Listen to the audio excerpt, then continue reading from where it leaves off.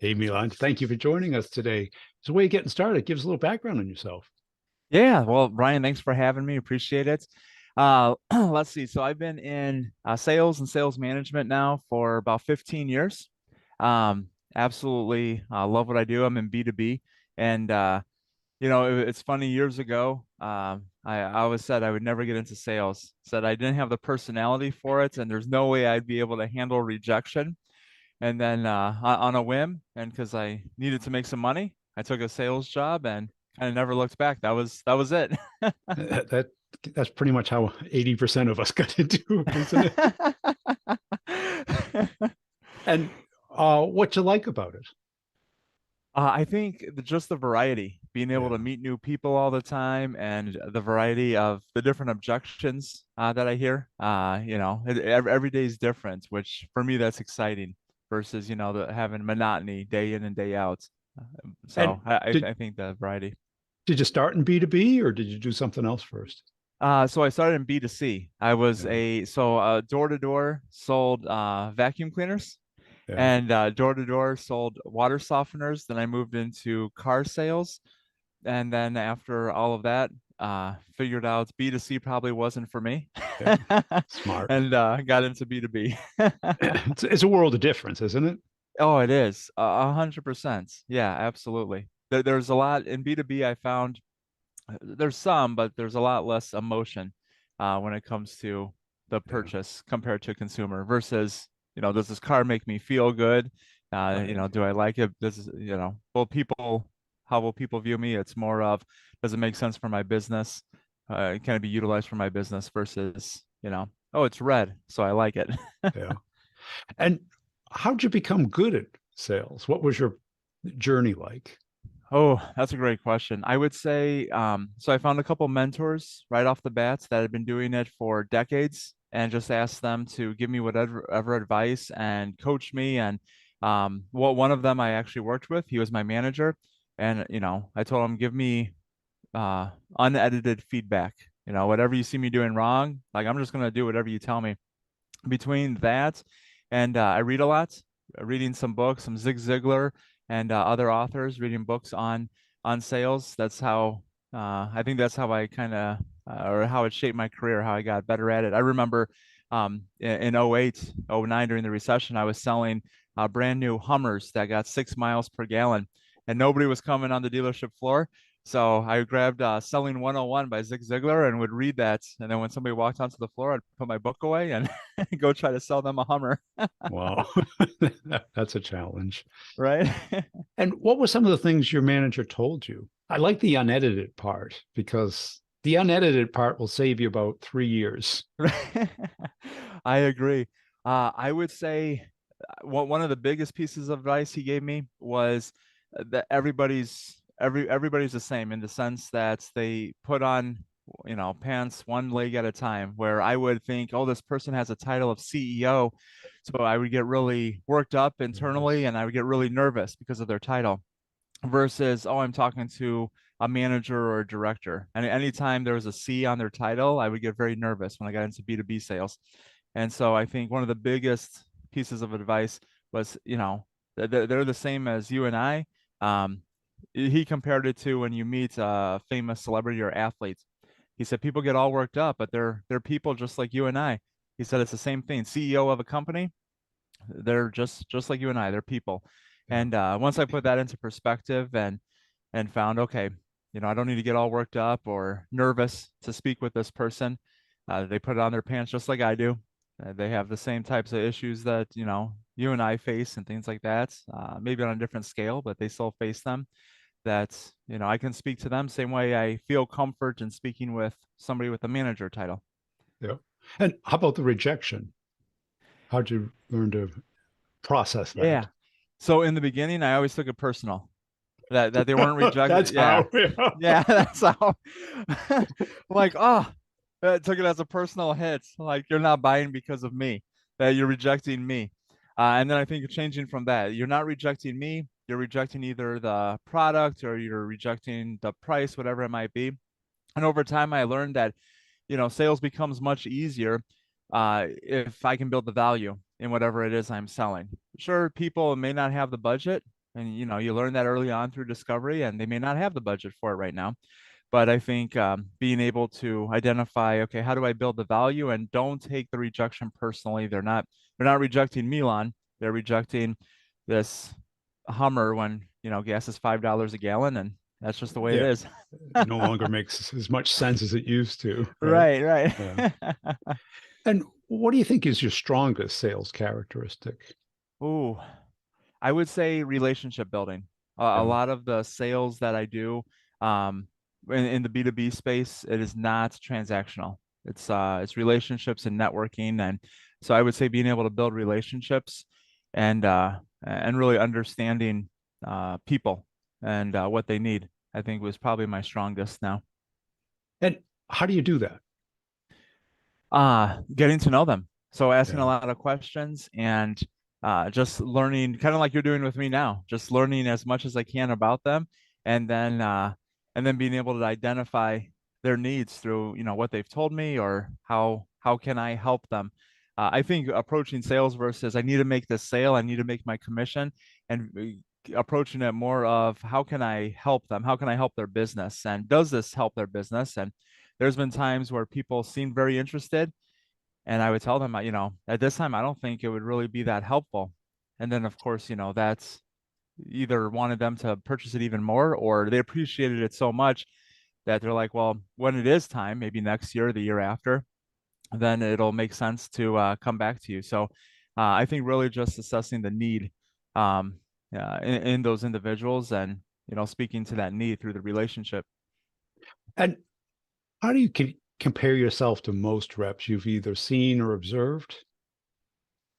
Ooh, that's a good question. So, and this may rub people the wrong way, but I try not to come across as as the used car salesman. And maybe I can say that since I was a used car salesman, but more of that consultative. So I see myself more as a relationship builder versus, just trying to go in for the kill. And not all salespeople are like that, but there's a lot of salespeople out there that just are trying to make the sale, collect their cash, and move on. And I see myself differently as to not try to come across that way to other people, to really be that person that people can come to when they need the products or services that I'm selling. I think that's a good point because I think people tend to fall into that transactional mindset. Here's what I sell. Here's why it's Right. fantastic and why you must buy it. And then try and handle objections. Right. But there's still no need established. There's no real understanding of why I need it and what happens if I don't get it and how does it compare to what I'm doing now. Yeah. Yeah, definitely. And I think so many salespeople really try to focus on, well, if they like me and trust me, they'll buy it from me. And I think if we start with rapport, let's just build rapport with the person. The trust will come, whether they like you or not, that'll come. But if you try to really focus in on that on the first step, on the initial meeting, a lot of times you're not going to be as successful. Just build rapport with the person. And a lot of people look at that as, well, I don't need another friend Yeah. or, let's get down to business. What do you say to that? Um, so I guess I view it a little differently. I don't view the building rapport as a friendship per se, but I would say I think in order to have that long-term clients, maybe that generational clients where they come back to you over and over again, that repeat business, I think is really necessary uh, to make it as non-transactional as possible. Yeah. Because otherwise they're not telling you the full story, right? Right. Right. They're just telling you, oh, you sell this widget. Well, I need this widget, To, so I'm just gonna buy it from you. And it's like, well, hold on. What else do they need in other areas of their business? Or right. what will they need a year from now, 5 years, 10 years from now? So building up that relationship. And what's the hardest part of your sale? Ooh, um, I would say it always comes back to price. Really? Yeah, I think price is probably the hardest part. People will say I have the budget for it and everything. Um, So I would say price. So then it just comes down to, okay, did I build up the value enough? Or Yeah. maybe it's not a a need for you right now? Yes, you can afford it, but do you see enough value in it right now for your business? And it maybe right now is not the right time. Um, but I would say probably that's the biggest objection. Is yeah, just the And it, cost. is it because you're at the high end of the market or No, I'd say we're probably pretty average, yeah? probably mid-range. So And do you not think low and not high end. the price thing is a real objection or is it an excuse? Ooh, that's a great question, Brian. I would say it's an excuse. Yeah.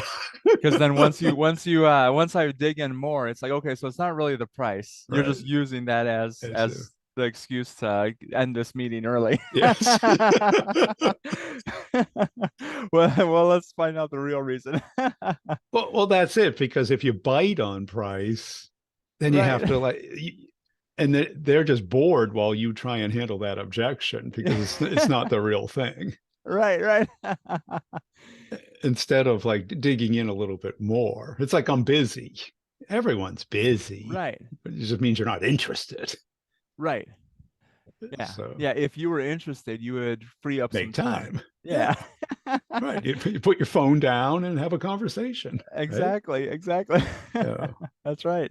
What skill do you wish you had more of or better? Ooh, wow, that is a great question. I would say, hmm, I would say follow up, Yeah.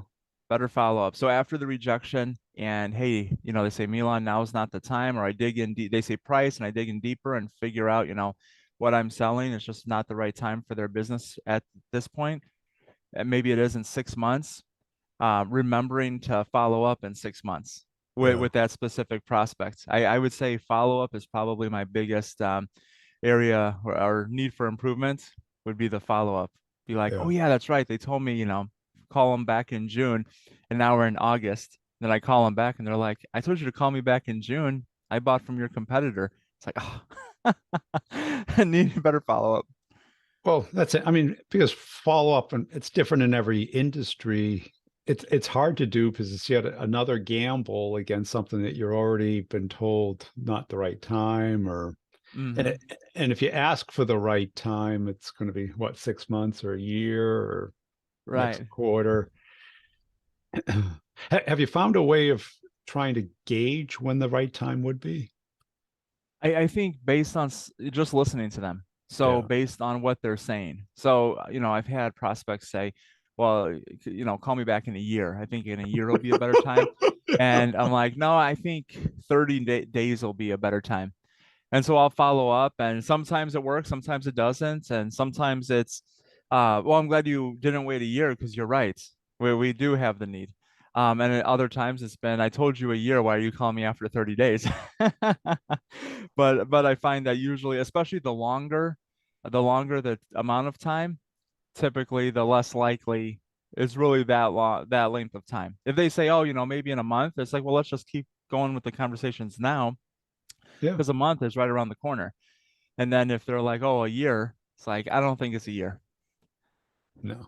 No, not if there's a real need there. Right. Yeah. Exactly. And if you were to build the perfect salesperson, what would the ingredients be? Ooh, I love these questions, Brian. I do That's this a really good often. one. Yeah, that's a really good one.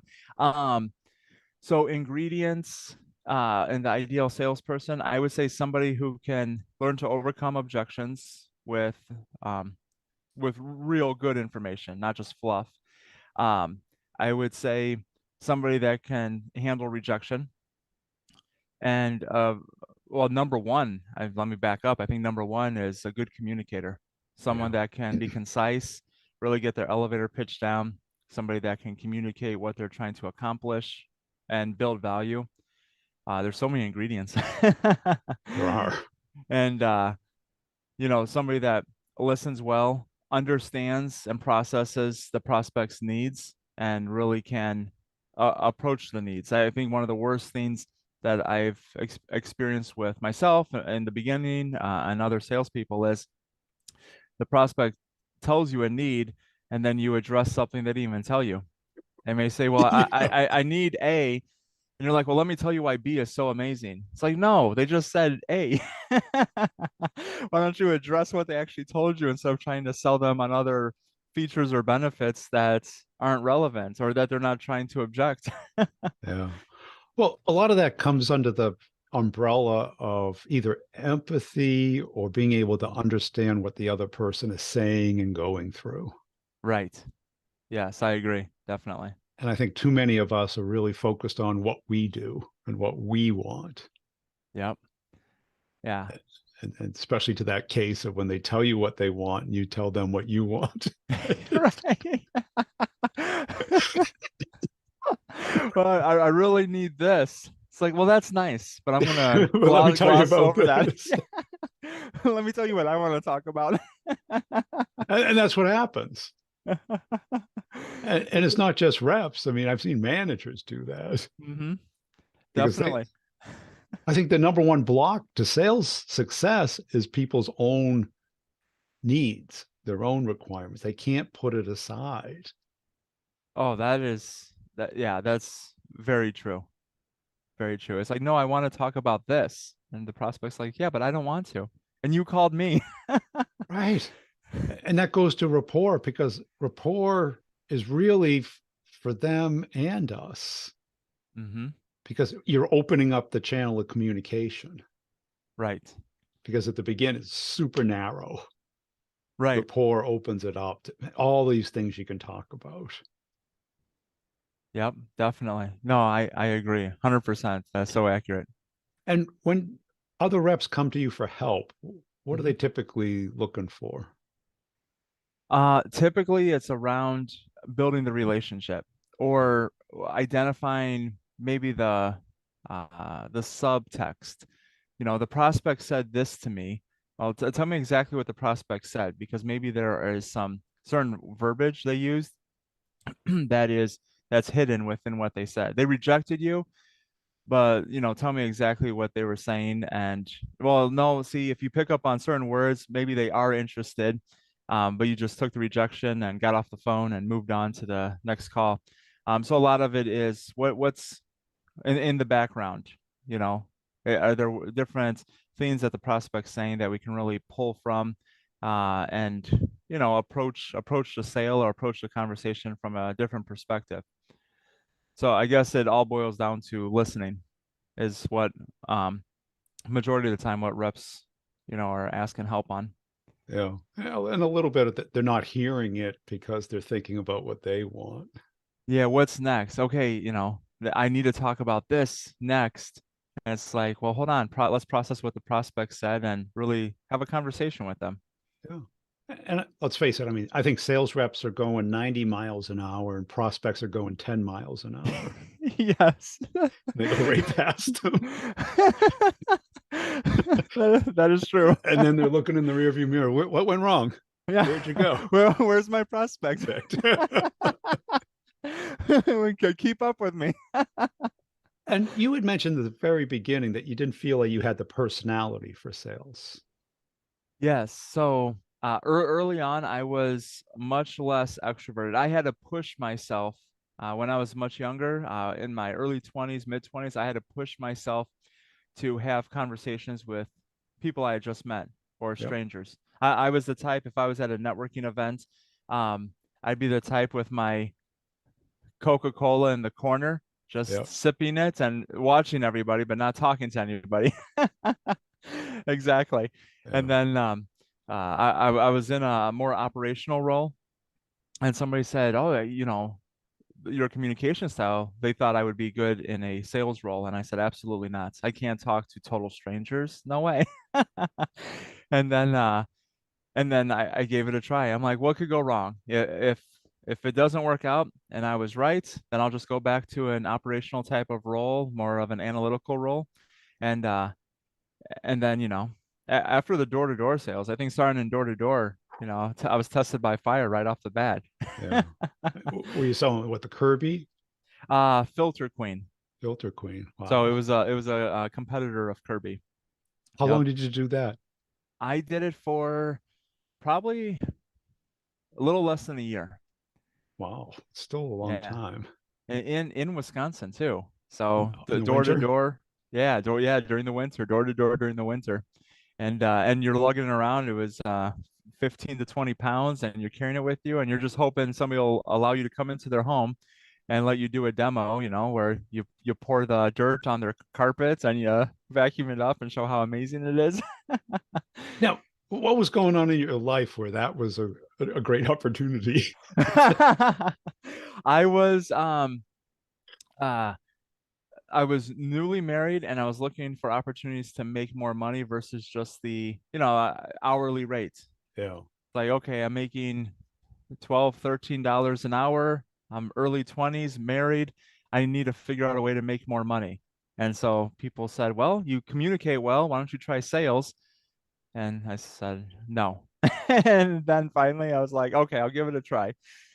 And of course, during the sales pitch that an incoming commission only salesperson receives, they make it seem like you'll It's become a easy. millionaire your first year and it's easy. Yeah. You just get inside their house and get them to spend $2,000 for a vacuum cleaner. Now, tell me about your personality. Were you shy, or you just had no desire to talk to strangers, I or was shy. so it was painful to talk to It was strangers? painful. Yeah. It caused anxiety. Yeah. I got really nervous and worried anytime I needed to talk to strangers, and it's crazy over the last 15 years or so now, I speak at conferences uh and different things like that where I remember in high school I one of the requirements requisite classes was a speaking class, and I remember for our final speech it had to be 8 minutes, only 8 minutes, Brian. Only. I only. And when it was my day, I had to do a makeup day. But when it was my day, I cut class and hid in the bathroom because I was too nervous to get up in front of the class and speak for 8 minutes. And then the teacher let me the next day. He said, well, we ran out of time, so not everybody got to go. And since you were out sick today, you can do yours tomorrow. And I ended up doing it and ended up doing an okay job. There was a lot of ums and uhs and a lot of sweats and sweaty palms, but made it through. But yeah, it was shyness, and I would get anxiety anytime I needed to speak to more than one person at a time. And do you still have that feeling? It's just smaller and manageable, or Um, so so I don't get it anymore. The only time I do is if I'm not confident in what I'm going to speak about. okay, So if I'm confident, I never have that. But if it's a subject maybe I'm not fully confident about, or I believe I haven't done enough research on, then I'll still get a little bit when I first start speaking, and then after the first couple minutes, then I kind of get into the zone. I get into the flow, and yeah, it just comes natural again. Um, but I would say it's based on confidence level in what yeah. we're talking about. So once you get after the first minute or so, and you start to get your groove, Yep. you probably like it. Is that true? Right. Right. Yeah, Yeah. I'm naturally personality wise, I'm a risk taker, so you you know. are. Okay. Yep. So it becomes exciting. Hey, I'm not fully confident on the subject, but I'm in the groove now, so yeah, I get excited by that. Well, tell me about the adventurous stuff. How does that manifest? Is it you like to travel? You like roller coasters? You like skydiving? How does it? So I hate heights. So no roller coasters, but yeah, I absolutely love traveling and traveling alone and or with my wife, but yeah, just that adventure of the unknown. I get excited by the unknown and like the what ifs, like what can happen if I'm flying somewhere and my flight gets canceled. A lot of people get nervous or worked up, and I see it as an opportunity to let's improvise, let's figure this out. I think the problem solving aspect and the adventure, yeah, Good. is really exciting. So it's like, hey, I'm not fully confident in this topic, but let's all go on on an adventure and see if I can figure this out. Well, I can certainly identify with a lot of that. And I think a lot of people who are either introverted or shy, once they get into sales, they turn into very good salespeople. Right. because you probably focused on your questions more than your statements. That is a very good point. Yes. Yes, absolutely. And because the extroverts and the overly extroverted, they focus on what they're saying, their charm and their personality, but they're not taking in what the other person is saying because the other person's not saying anything. Right. Because they're just talking. They're just talking, and there's a place, and both styles can work. Mhm. And I think a lot of people who are listening to this who may be on the shy side go, well, how can I become great at sales? What would you tell them? I would say to become as knowledgeable as possible in what it is that they're selling, Yeah. because then they'll gain the confidence. Anytime I sold something new, I noticed that once I became confident in what I was selling and I knew the answers to the questions the prospects would ask me, Yeah. then I became better at it because then I can ask the right questions of the prospects because I understood and was confident in what I was selling. And then I was also confident in being able to provide them with the right answer when they're asking me questions. So I would say, I mean, if you're less extroverted or shy, then really master the product or service or whatever it is that you're selling, and then yeah, you can definitely become successful at it. But I think it all boils down to the confidence. Yeah. And do you do anything outside of the job to sustain or build that confidence? Um, Not a ton. Like I said earlier, I do a lot of reading. Yeah. So read a lot of professional development type books, leadership books, things like that. In the beginning of my career, I think I read at that time probably almost every book on how to sell there that was published. And yeah, I would say just trying to And learn how to do it. and how could you leverage the book other than, because I found, business and sales, they're inspirational and they do Hmm. build up confidence because you understand how someone else views the world. Sure. But how did you transfer that into day-to-day skills? Or did I you? would I would say maybe learning more of the basics in the Yeah. beginning really was more transferable. Not nowadays, it's more so of that motivational, like you mentioned, Brian. But I Yeah. think in the beginning, it was, learning just a sales process. So learning, you need to ask questions. Don't just unload all of the features and benefits and hope that they sign on the dotted line. Ask them what they need, discover what they need. I think some of in the beginning, those books were very helpful. And okay, how do I even sell? What's a good sales process to follow, or what sales techniques to follow Yeah. versus just doing a data dump onto the prospect and then standing there holding the vacuum or standing by the Hummer and hoping that they'll just buy it. Well, I mean, the reading shows curiosity because people Hmm. who aren't curious don't read, right? Because True. they believe they know it all or they have no interest in it. Right. Do you consider yourself a curious person? I am. Yes. Yeah. Yep, definitely. And what motivates you? Uh, Being able to help nowadays, I would say being able to help companies, move forward in whatever aspect they're trying to move forward in. So I do a lot of I do some consulting and I sell a couple different services for my organization. And I think just being able to identify, okay, do they have the need and how will my solution help fill that need? And I think that really motivates me in being able to just help them. Yeah. Yeah. And what do you think would take your game to the next level? Um, If all prospects said yes. Yeah. I would say what would take my game to the next level? I mean, everybody can always learn more.